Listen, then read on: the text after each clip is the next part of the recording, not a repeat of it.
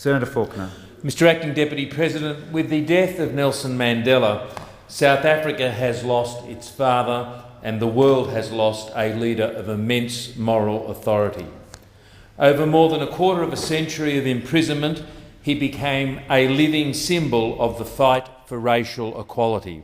Over decades of negotiation and statesmanship, he became the moral conscience of his nation and the world. Nelson Mandela was born on the 18th of July 1918 in the village of Mvezo.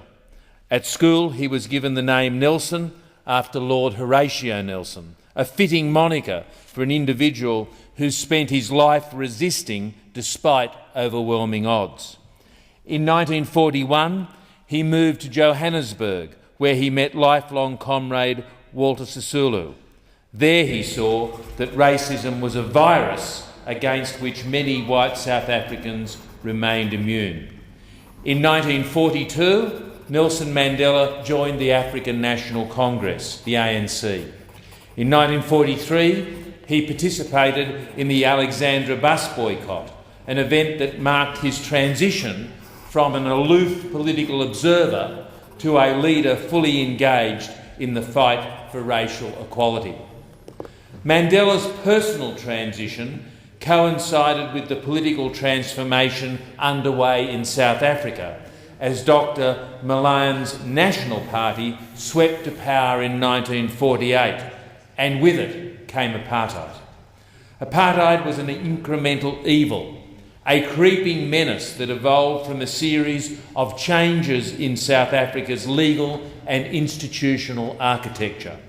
It divided the nation along racial lines, denying non-whites the right to determine where they could work and live, whom they could marry, and the services they had access to. Apartheid enshrined in legislation a culture of racial superiority. It entrenched the power of the Afrikaner elite and disenfranchised the vast majority of South Africa's population. Faced with a racist and increasingly militant state, Mandela became frustrated with what he saw as the genteel politics of the ANC's old guard. And so, in 1952, he helped orchestrate the National Defiance Campaign, a series of strikes and protests against apartheid supported by the South African Indian Congress. Over 8,000 volunteered for the campaign. Risking arrest, they burnt their passes, contravened curfews and occupied segregated areas. The campaign radicalised and popularised the ANC. Its membership swelled to 100,000 members. The government now faced a mass movement directed by Nelson Mandela. Mr Acting Deputy President, the Defiance Campaign brought Mandela to prominence, and with this notoriety came the attention of the state. In 1952, Mandela was arrested and placed on banning notice that confined him to Johannesburg. Undeterred, Mandela's activism continued.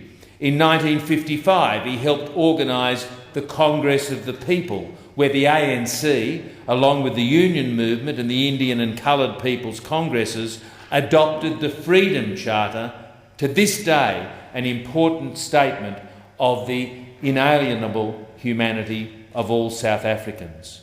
But faced with an increasingly violent and intrusive police state, Mandela went underground. Harried and homeless, he helped organise the fight against apartheid from a series of safe houses. And faced with the reality that passive resistance would be met with bloody brutality, Mandela helped establish the military wing of the ANC, Umkhonto we Sizwe, the spear of the nation. This was done without alacrity or enthusiasm for violence, but because past measures would not serve present circumstances. The pressure the spear of the nation applied to the nationalist government, exact and existential, was an effective means of forcing the apartheid regime to the negotiating table.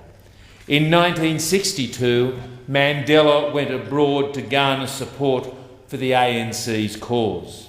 In August that year, Mandela returned to South Africa, and for a time he evaded the authorities, but he was eventually captured and charged. In November 1962, he was sentenced to prison, and so began more than a quarter of a century of detention. Along with many other dissidents of his generation, he was incarcerated on Robben Island, where the apartheid regime hoped that Mandela and his cause would fade from view. Mandela would remain out of sight, but not out of mind. Rather than destroy his spirit and banish his message, on Robben Island, Mandela grew, personally and politically. He faced brutality with calm rationality, developing the ability to separate his initial emotions from his ultimate goals.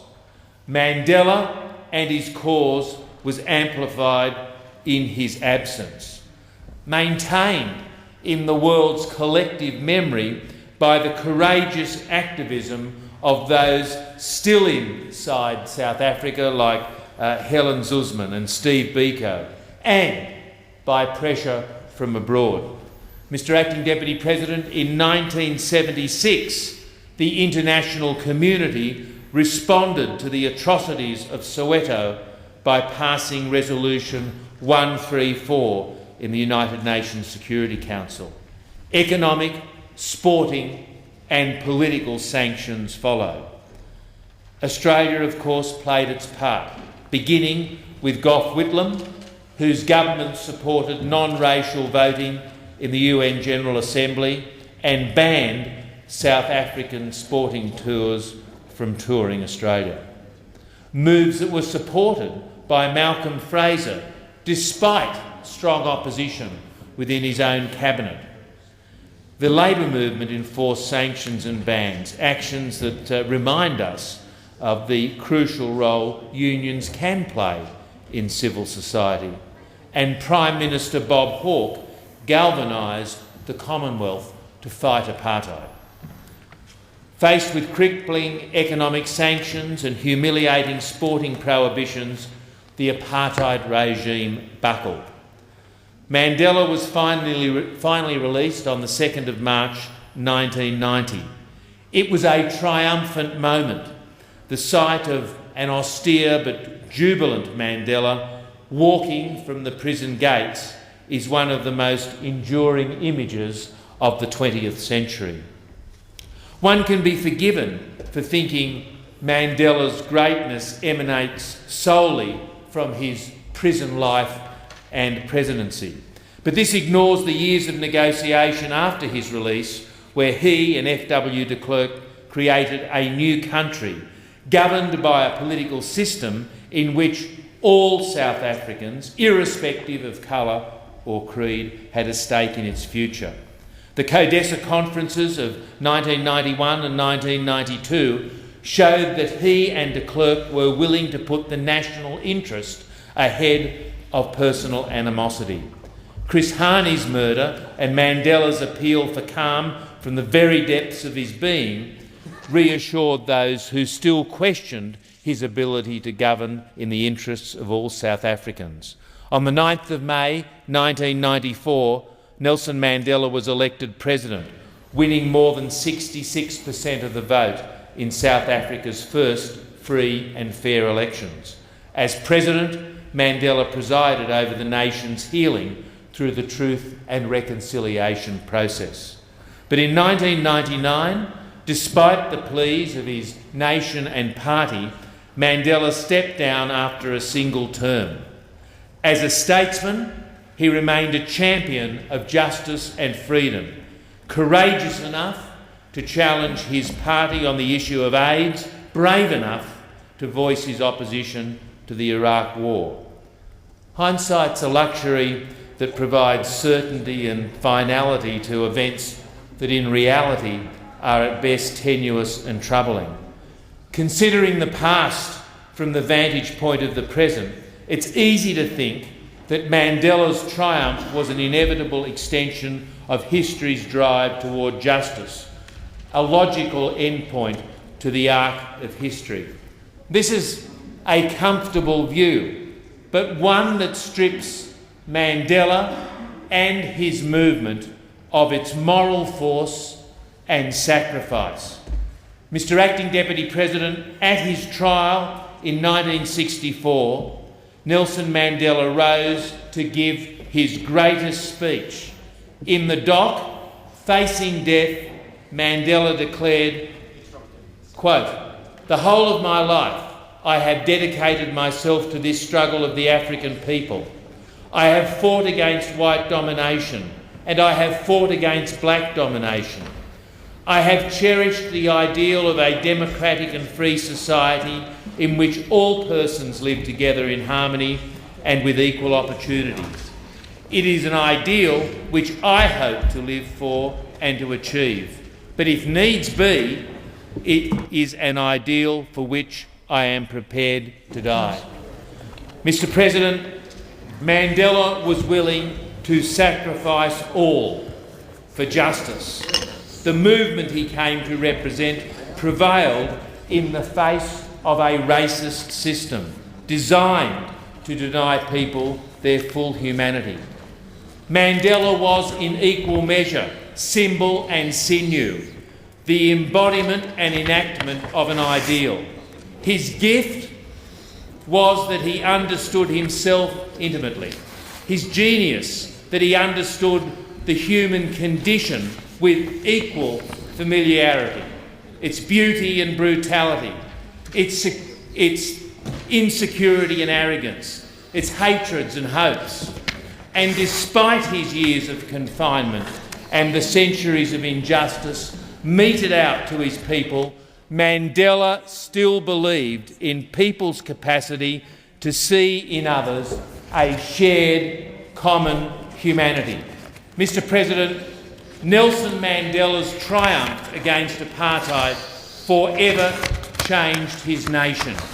But his lasting gift to us all was his ability to recognise that reconciliation was more important than retribution, and that the price of true freedom was to forgive those who denied him and his people their liberty.